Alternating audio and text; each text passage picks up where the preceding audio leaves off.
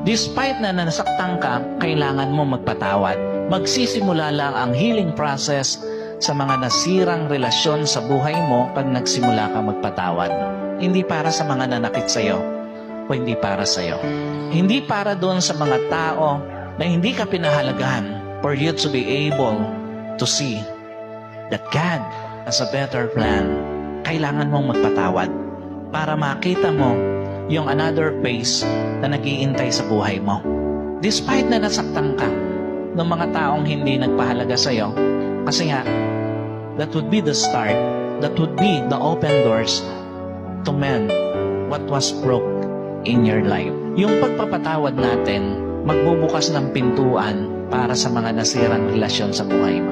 Hanggat hindi ka nagpapatawad, hindi magsisimula o magbubukas ang pintuan para mabuo muli anumang nasira sa buhay.